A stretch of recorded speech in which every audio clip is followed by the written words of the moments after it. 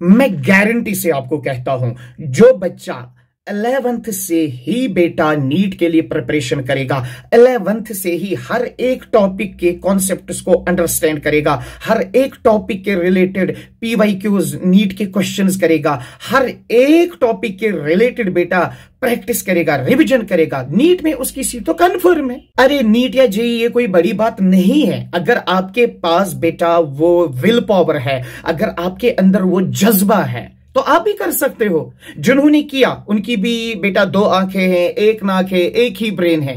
उतना ये मुश्किल नहीं है कि आप नहीं कर सकते हो, आप भी कर सकते हो। बस वो जुनून पैदा करो, इफेक्टिव स्ट्रैटेजी के साथ पढ़ो। ऐसा नहीं है आपको ये रिसोर्स भी कंसल्ट करना है, वो बुक, ऐसा नहीं है। वो बुक्स का मतलब ढेर नहीं बनाना है।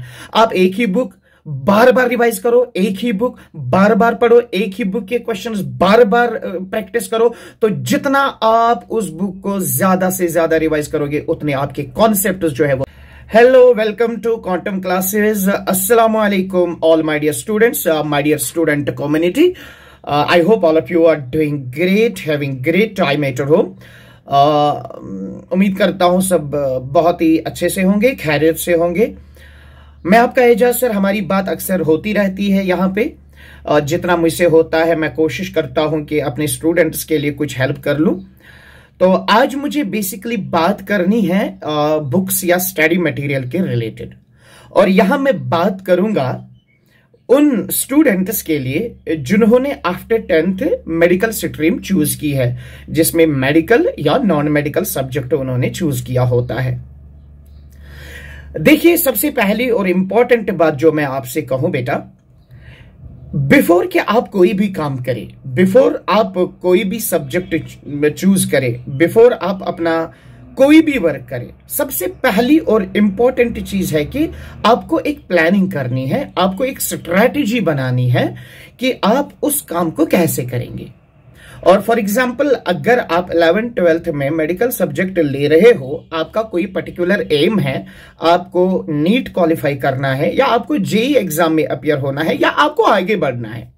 जरूरी नहीं होता है सिर्फ नीट के लिए सब्जेक्ट्स लेते हैं, सिर्फ जेईई के लिए सब्जेक्ट्स हम चूज करते हैं। ये सबसे बड़ी गलती भी होती है, क्योंकि आपको मालूम है कि आगे जाके बहुत सारी डाइवर्स स्ट्रीम्स आ जाती है, आगे जाके बहुत सारे फील्ड्स होते हैं, वास्ट फील्ड होता है।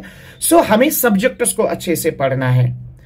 तो सबसे पहली बात यह है कि आपको एक स्ट्रैटेजी बनानी है, आपको एक प्लानिंग बनानी है कि अगर आप मेडिकल सब्जेक्ट में कोई एम रखते हो, अगर आपको नीट के लिए जाना है, अगर आपको जेईई के लिए जाना है, अगर आपको कॉम्पिटिटिव एग्जाम के लिए जाना है, तो आपको एक प्लानिंग बनानी है, स्ट्रेटेजी बनानी है। Without planning, without strategy, preparation बेटा इफेक्टिव नहीं रहती है। और सबसे इंपॉर्टेंट बात मैं आपसे कहूं, जो बच्चे होते हैं वंस आफ्टर 10th, जब वो कोई सब्जेक्ट चूज करते हैं, सपोज करते हैं उन्होंने मेडिकल स्ट्रीम चूज की है, फिजिक्स, केमिस्ट्री, बायोलॉजी चूज किया है, तो वो वेट करते हैं शायद नीट की प्रिपरेशन आफ्टर 12th करनी है। ऐसा बिल्कुल भी नहीं है। नीट का एग्जाम जो होता है उसमें जो आपका सिलेबस होता है वो तो 11th और 12th का ही सिलेबस होता है। तो आपको 11th और 12th के बाद नीट के बारे में नहीं सोचना है, बल्कि just after passing the 10th, after starting the preparation for 11th and 12th exams, आपको साथ में ही नीट की प्रिपरेशन भी करनी है। अब नीट की प्रिपरेशन कैसे साथ साथ में चलेगी? अब बड़ा सिंपल है।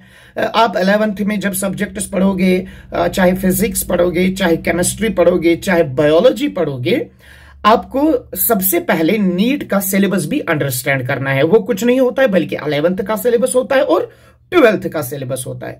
आपको सिलेबस अंडरस्टैंड करना है और आपको पेपर्स भी अंडरस्टैंड करने हैं। कुछ प्रीवियस ईयर पेपर्स आपको देखने हैं, किस तरह का पैटर्न आता है, क्वेश्चंस का स्टैंडर्ड क्या होता है, किस एरिया से क्वेश्चंस पूछने के चांसेस होते हैं। तो जब भी आप 11th क्लास में प्रिपरेशन स्टार्ट करो, तो साथ साथ में आप नीट की प्रिपरेशन भी स्टार्ट करो। आपको नीट की सेपरेट बेटा प्रिपरेशन नहीं करनी है, बल्कि साथ साथ में ही करनी है। आप जो भी टॉपिक पढ़ोगे, सपोज करते हैं I am a chemistry expert, मैं एक केमिस्ट्री टीचर हूं, मैं आपको केमिस्ट्री के रिलेटेड ही कुछ बातें बताऊंगा। सो अगर फॉर एग्जाम्पल आप केमिस्ट्री स्टार्ट कर रहे हो और 11th में चैप्टर नंबर फर्स्ट है some basic concepts of chemistry, तो इस चैप्टर में मान लीजिए 10 टॉपिक्स है। जो भी आप टॉपिक पढ़ोगे सबसे पहले टॉपिक को अंडरस्टैंड करो, कॉन्सेप्ट्स को क्लियर करो, रट्टा नहीं मारने का। रट्टे से आपका हो सकता है एग्जाम पास हो जाएगा, लेकिन याद रखना कॉम्पिटिटिव एग्जाम में रट्टा काम नहीं करता है। आजकल कॉम्पिटिटिव एग्जाम में जो क्वेश्चंस का पैटर्न होता है वो टोटली डिफरेंट होता है, उसमें आज थोड़ी सी कॉम्प्लेक्सिटी पैदा हो गई है, तो वहां कॉन्सेप्ट्स का क्लियर होना बहुत ही इंपॉर्टेंट है। तो 11th में पहले से ही मान लीजिए आपने कोई भी टॉपिक पढ़ा तो उस टॉपिक को अंडरस्टैंड करो, उस टॉपिक के कॉन्सेप्ट्स को अच्छे से क्लियर करो। उसके बाद वो जो टॉपिक है उस टॉपिक से मोस्ट इंपॉर्टेंट पॉइंट उसको नोट करो। अगर कोई इंपॉर्टेंट कॉन्सेप्ट है, इंपॉर्टेंट लाइन है, एक की कॉन्सेप्ट है, उनको बेटा आप नोट करो अच्छे से। और इंपॉर्टेंट फॉर्मूले हैं तो उन फॉर्मूलाज को नोट करो, और फिर उन टॉपिक्स के रिलेटेड जो आप पढ़ रहे हो आप क्वेश्चन सॉल्व करो। जितने भी प्रीवियस ईयर नीट के क्वेश्चंस है उनको सॉल्व करो। उसके बाद जो मोस्ट प्रोबेबल क्वेश्चंस होंगे उस टॉपिक के रिलेटेड उनको सॉल्व करो। उसके बाद इसी तरह से हर एक सब्जेक्ट में हर एक टॉपिक के रिलेटेड इसी तरह से प्रिपरेशन करो। ऐसा नहीं करना चाहिए आपको कि टॉपिक पढ़ा बस क्लोज कर दिया, नहीं। अगर आप वाकई आज से ही नीट की प्रिपरेशन करना चाहते हो तो आप हर एक टॉपिक को बारीकी से पढ़ो, आप हर एक टॉपिक के रिलेटेड क्वेश्चन सॉल्व करो, कॉन्सेप्ट्स अंडरस्टैंड करो, की कॉन्सेप्ट्स नोट करो, इंपॉर्टेंट फॉर्मूलाज नोट करो, और जितना पॉसिबल आपसे हो सकता है, जितना आपके पास टाइम अवेलेबिलिटी है, उतने बेटा एमसीक्यूज सॉल्व करो, उतने मल्टीपल चॉइस क्वेश्चन सॉल्व करो, और हर एक टॉपिक के रिलेटेड जितने भी प्रीवियस ईयर नीट में या किसी भी कॉम्पिटिटिव एग्जाम में जो क्वेश्चंस आए हैं उनको सॉल्व करो। और मैं आपको बता दूं, जब भी कोई बच्चा नीट का एग्जाम देता है, अगर वो प्रीवियस 10, 20, 30 इयर्स पेपर अच्छे से सॉल्व करता है तो तकरीबन 70% जो क्वेश्चंस है वो उन्हीं टॉपिक्स की रेपिटेशन होती है। तो ये पहली बात मैंने आपसे कही कि आप अपनी प्रिपरेशन आज से ही स्टार्ट करो, 11th से ही स्टार्ट करो। हर एक टॉपिक के रिलेटेड क्वेश्चन सॉल्व करो, हर एक टॉपिक के रिलेटेड की कॉन्सेप्ट्स नोट डाउन करो, उनको बार बार रिवाइज करो, इंपॉर्टेंट फॉर्मूलाज नोट डाउन करो, और लास्ट ईयर के क्वेश्चंस जो नीट में आए हुए हैं या जो जेई में आए हैं उनको सॉल्व करो। ये तो पहली बात। दूसरी बात यह है, जब हम 11th की प्रिपरेशन करते हैं, हम आगे बढ़ते हैं, क्योंकि सिलेबस बड़ा वास्ट होता है, तो हम आगे बढ़ते हैं और फिर जो 10 दिन पहले, 1 महीने पहले पढ़ा होता है वो भूल जाते हैं। उसके बाद एक ऐसी फीलिंग आती है कभी कि शायद मैंने कभी कुछ पढ़ा ही नहीं है। तो उसका एक सोल्यूशन है, आप वीक एंड पे एक हफ्ते में, एक वीक में ऐसा डे सिलेक्ट करो जिसमें आप सिर्फ बेटा रिवाइज करो, because revision is very important. अगर आप चीजों को रिवाइज नहीं करेंगे, अगर जो आपने पढ़ा उसको आप अगर रिवाइज नहीं करेंगे तो कुछ दिनों के बाद आपको सीधे लगेगा कि आपने कुछ पढ़ा ही नहीं है। So revision is very very important, revision is very very important. जितना रिवाइज करोगे उतना आपके अंदर कॉन्फिडेंस भी आ जाएगा कि हाँ मुझे तो आता है, मैं तो क्वेश्चंस कर पाता हूं। तो दूसरी बात यह है कि रिवीजन जरूरी करना है। तीसरी बात मैं आपको ये बताऊं बेटा, बहुत सारे जो बच्चे हैं वो टाइम टेबल फ्रेम नहीं करते हैं। आप अपने हिसाब से एक टाइम टेबल फ्रेम करो कि दिन में जो 24 आवर्स है उनको डिवाइड करो। सोना कितने घंटे है, ट्यूशन कितने घंटे जाना है, या स्कूल कितने घंटे जाना है, अकॉर्डिंगली आप हर एक सब्जेक्ट के लिए बेटा टाइम फ्रेम करो और उस टाइम टेबल को फॉलो करो। ये आपको आदत बन जाएगी और फिर आप उस पर बिल्कुल स्टक रहेंगे।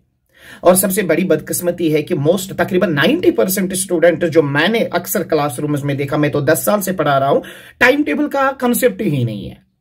और जो टाइम टेबल बनाते हैं उनकी स्ट्रेटजी बहुत ही और प्रिपरेशन बहुत ही इफेक्टिव रहती है। तो टाइम टेबल भी जरूरी बना लो। और उसके बाद जो मैं बात करना चाहूंगा वो है बेटा रिसोर्सेज। ऐसा नहीं करना है कि कहीं से भी कोई बुक मिले, रेफरेंस मिले, स्टडी मटेरियल मिले, वो सामने रखो और फिर पढ़ते जाओ। नो, ऐसा नहीं करना है, ये बहुत बड़ी गलती है। Never never never use too many books for a single topic. ऐसा आपको नहीं करना है। ये टीचर्स का काम है। टीचर्स अपने रिसोर्सेज कंसल्ट करते हैं, फिर वहां से कंसाइज्ड लेक्चर बेटा फ्रेम करते हैं, वो आपको प्रोवाइड करते हैं। आपको ज्यादा बुक्स कंसल्ट करने की जरूरत नहीं है। That is the wastage of time for you. बल्कि कुछ इंपॉर्टेंट रिसोर्सेज है जो मैं आपको बताऊं, ये आपके पास पहले प्रायोरिटी बेसिस पे होना चाहिए। सबसे पहला, चाहे आप ऑनलाइन कोचिंग कर रहे हो, चाहे आप ऑनलाइन पढ़ रहे हो किसी भी प्लेटफॉर्म से, चाहे फिजिक्स वाला, वेदांतो, अनअकैडमी, ऑनलाइन किसी भी प्लेटफॉर्म से पढ़ते हो, जहां से आप पढ़ते हो और जो आपका कंसर्न लेक्चरर आपको पढ़ाता है, पहले उसकी जो मतलब जो उसका लेक्चर होता है, जो वो पढ़ाता है, उसकी एक कॉपी बना लो और हर एक पॉइंट को बेटा नोट करते जाना। यानी आप पहले कॉपी मेंटेन करो। जो क्लास लेक्चर होता है वो सबसे सबसे सबसे फ्रूटफुल रहता है एक इंसान के लिए, क्योंकि जो टीचर होता है उसका एक्सपीरियंस होता है, उसको पता होता है कि मुझे कौन सा पॉइंट डिस्कस करना है, मुझे क्या क्या पढ़ाना है, मुझे कौन से पॉइंट्स और इंपॉर्टेंट फैक्ट्स को कंपाइल करना है, बच्चे को क्या जरूरत है, बच्चे को कितना जरूरत है, और इसको यह भी पता है कि नीट में कहां से क्वेश्चंस आने के चांसेस है। तो सबसे पहली बात जो आप नोट करेंगे कि जहां से भी आप पढ़ रहे हो, चाहे आप ऑनलाइन से पढ़ रहे हो, चाहे आप ऑफलाइन किसी भी कोचिंग सेंटर में जा रहे हो, तो सबसे पहले क्लासरूम की कॉपी मेंटेन करो। जो आपका टीचर आपको पढ़ाता है उसकी कॉपी मेंटेन करो, और उसके बाद आपको ज्यादा जरूरत नहीं है। तो सबसे पहली बात यही है, चाहे ऑनलाइन हो या ऑफलाइन हो, टीचर जो पढ़ाता है, वो जो लेक्चर नोट्स बनाता है, तो उसकी कॉपी आप मेंटेन करो। सबसे पहला रिसोर्स आपके लिए यही है। दूसरी बात, जैसे कि आपको पता है जो एनटीए है, जब भी नीट का पेपर फ्रेम होता है तो जो बेसिक बुक जिसके हिसाब से पेपर बनाना होता है, दैट इज एनसीईआरटी। चाहे आप बायोलॉजी की बात करो, चाहे आप केमिस्ट्री की बात करो, और चाहे आप फिजिक्स की बात करो, एनसीईआरटी के बाहर ऐसे क्वेश्चंस आपको नहीं मिलेंगे। बायोलॉजी में देखो, बायोलॉजी में 90 क्वेश्चंस आते हैं नीट में, तो ऑलमोस्ट 85, 86, 87 क्वेश्चंस डायरेक्टली एनसीईआरटी में ही होते हैं। तो एनसीईआरटी इज मस्ट। सबसे पहले मैंने बताया कि class notes, lecture notes, teacher जो पढ़ाएगा वो नोट्स, और उसके बाद आपको एनसीईआरटी बहुत अच्छे से पढ़ना है। एनसीईआरटी को पढ़ना भी आना चाहिए, आपको डिकोड करनी आनी चाहिए एनसीईआरटी। तो एनसीईआरटी इज मस्ट। एनसीईआरटी के बगैर आपकी प्रिपरेशन अधूरी है, ये याद रखना। जो बच्चा एनसीईआरटी नहीं पढ़ेगा, चाहे बायोलॉजी हो, चाहे फिजिक्स हो, चाहे केमिस्ट्री हो, तो you can not expect a good score in NEET, because जो भी क्वेश्चंस होते हैं, मेजॉरिटी क्या 95% से ज्यादा क्वेश्चंस डायरेक्टली एनसीईआरटी की लाइन से ही होती है, और ये इसका प्रूफ भी है, आप चेक कर सकते हो। तो याद रखना, एनसीईआरटी को कभी नहीं भूलना। तो हो गई दो बातें, एक तो क्लास नोट्स, लेक्चर नोट्स जो टीचर पढ़ाता है जहां से भी, ऑनलाइन ऑफलाइन, एक तो उसकी कॉपी मेंटेन करो। उसके बाद एनसीईआरटी अच्छे से डिकोड करो, एनसीईआरटी पढ़ो। और याद रखना, एनसीईआरटी जो होती है उसमें जो क्वेश्चंस होते हैं वो एक्सरसाइज है। अक्सर वो एक्सरसाइज नहीं करता है बच्चा, मगर मेरी एक बात मानो, अगर आप एनसीईआरटी की एक्सरसाइज करोगे ना, अगर आप एनसीईआरटी के क्वेश्चंस करोगे ना, उससे आपकी प्रिपरेशन बहुत ज्यादा बूस्ट हो जाएगी। और मैं आपको बता दूं, जब आप फिर नीट के एग्जाम में जाएंगे, बहुत सारे क्वेश्चंस आप देखोगे जैसे कि एनसीईआरटी एक्सरसाइज से ही निकाले गए हैं। तो एनसीईआरटी अच्छे से पढ़नी है। उसके बाद तीसरी बात, जो आपका कंसर्न टीचर होगा फिजिक्स का, बायोलॉजी का, वो आपको बताएंगे कि कुछ और रिसोर्स मटेरियल इसके साथ मत ना ऐड करना होगा। लेकिन मैं जो बताऊंगा वो मैं अपने एक्सपीरियंस के हिसाब से बताऊंगा। दो चीजें मैंने बता दी, क्लास नोट्स, लेक्चर नोट्स और एनसीईआरटी। उसके बाद आपको बेटा एक पीवाईक्यू बुक होनी चाहिए हर एक सब्जेक्ट की। ऐसे केमिस्ट्री जो है, केमिस्ट्री में आपको एक पीवाईक्यू बुक लानी है जिसमें 30 या 35 साल के क्वेश्चंस होते हैं जो नीट में पूछे गए हैं। जब भी आप कोई टॉपिक पढ़ोगे, फिर आप वो पीवाईक्यू बुक निकालोगे और देखोगे उस टॉपिक से रिलेटेड कितने क्वेश्चंस आए हैं, उन क्वेश्चंस को सॉल्व करोगे। ये आपको 11th से ही करना है और हर एक सब्जेक्ट में करना है। इसी तरह से फिजिक्स में भी पीवाईक्यू बुक लाओगे, इसी तरह से बायोलॉजी में भी पीवाईक्यू बुक लाए। तो हो गई 3 बातें, number 1 class notes, number 2 NCERT, number 3 PYQ. और उसके बाद फिर मैं केमिस्ट्री के रिलेटेड बताऊं, अगर आप फिर भी और प्रैक्टिस चाहते हो तो एनसीईआरटी फिंगर टिप्स आती है। NCERT finger tips is very very very very good book, बहुत ही अच्छी बुक है। उसमें क्वेश्चंस भी बहुत सारे हैं, एनसीईआरटी एक्सट्रैक्ट ही है। तो फिर आप एनसीईआरटी फिंगर टिप्स लाओ और उसे और प्रैक्टिस करो। इसके बगैर आपको कोई भी मटेरियल कंसल्ट करने की जरूरत नहीं है। रेफरेंसेस कंफ्यूज करवाएंगी आपको, वो आपको कंसल्ट करने की जरूरत नहीं है। अच्छा हाँ, मार्केट में बहुत सारे मॉड्यूल्स होते हैं, जैसे आकाश का मॉड्यूल है, एलन का मॉड्यूल है, फिरजी का मॉड्यूल है। तो that's an optional for you, वैसे जरूरत नहीं रहती है फिर अगर आप जो मैंने चीजें बताई।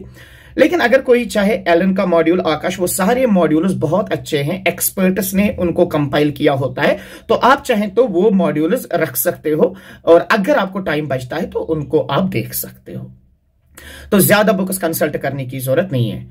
It is rightly said, doctor APJ Abdul Kalam Azad ने कहा, read one book 10 times, rather 10 books at a time। आप एक बुक को 10 बारी पढ़ो, that is much more better than कि अगर आप एक ही टाइम पे 10 बुक्स पढ़ोगे। क्योंकि एक बुक से अगर आप क्वेश्चन सॉल्व करोगे, उसी को रिवाइज करोगे, जितनी बार आप उस बुक से क्वेश्चंस को रिवाइज करोगे उतना आपके जो कॉन्सेप्ट्स हैं वो क्लियर हो जाएंगे। तो ये थी मेरी मैसेज आपके लिए। तो अगर आपको लगता है कि इससे कोई फायदा मिला है, ये चीजें वैसे कॉमन सेंस चीजें हैं, ये सबको पता है, लेकिन एज ए टीचर मैंने समझा कि मैं आपके साथ ये बात करूं। और अगर आप चाहते हो किसी टॉपिक के रिलेटेड मैं वीडियो बनाऊं, आप मुझे कमेंट बॉक्स में जरूर बता दीजिएगा क्या क्या हेल्प आपको चाहिए। लेकिन मेरी बातें याद रखना जो मैंने बता दी, और wish you all the best for your future. Thank you so much. अल्लाह हाफिज टू ऑल ऑफ यू।